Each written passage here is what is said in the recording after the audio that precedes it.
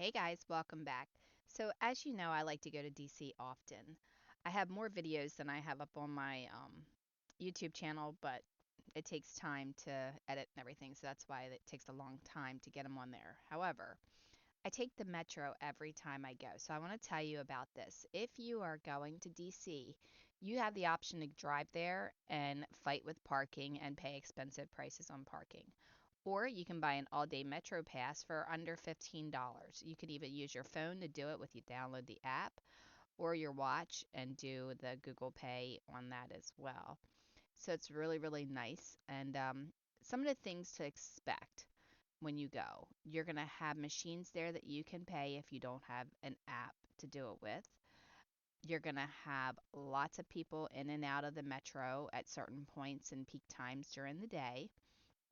You are also going to have steep platforms. So, as you can see, the train's coming in here. It is pretty steep down there. I mean, I'd say it's at least 3.5, 4 feet down. So, if you have a stroller or children, you need to hold on to them while you're in here. Because as you notice, that train came in really, really quickly. There's no time for error here.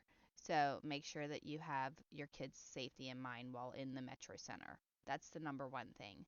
The number two thing that I want to say is when you are getting on the metro, I like to pick the very far ends, either the beginning or the end, because it seems to be that's where everybody isn't most of the time. So that's the less likely areas to, or the more likely areas to have that are less crowded.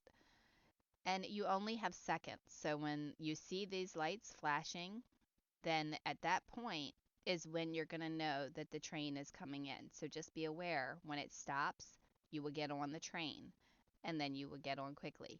Find your seat. There's no time to go to another train usually, it moves very quickly. And there's usually a lot of people waiting to go. Some are waiting for the same train you are, others are waiting for other ones. The other thing is there's steep escalators on quite a few of them because the train is underground. But if you have a stroller, there are elevators so that you could use those. When you are above ground, there's some pretty cool scenery to see. So, take a window seat, sit out and look around. You'll be able to see lots of stuff.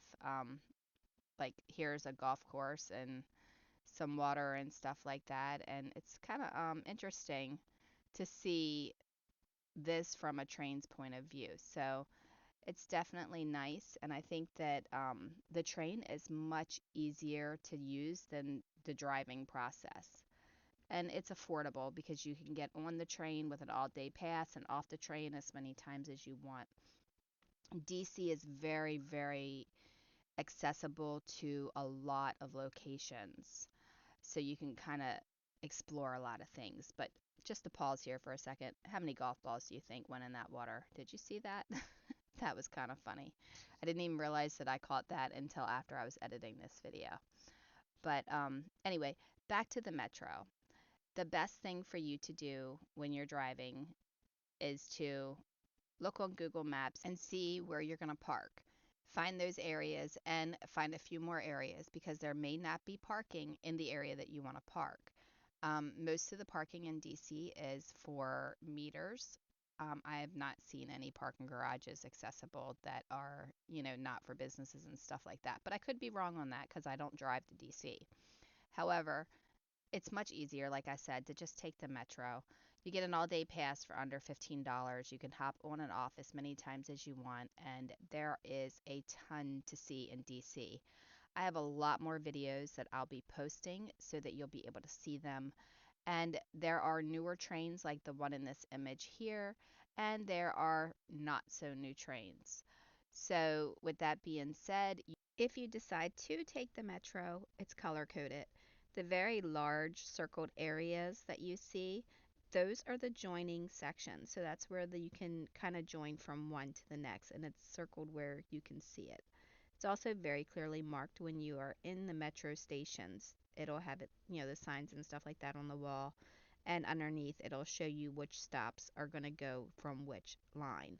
There is the gray line, the blue line, the orange line, the red line, the green line, and the yellow line. And those large circles show where they intersect. So those are the areas. So for instance, if you were on the red line and you stopped at the one section, you could potentially get on the yellow or the green from the top right. If you were on the red line and you were down further, you could also get on the orange, gray, and blue from that line, and so on. You can kind of see where the big circles are.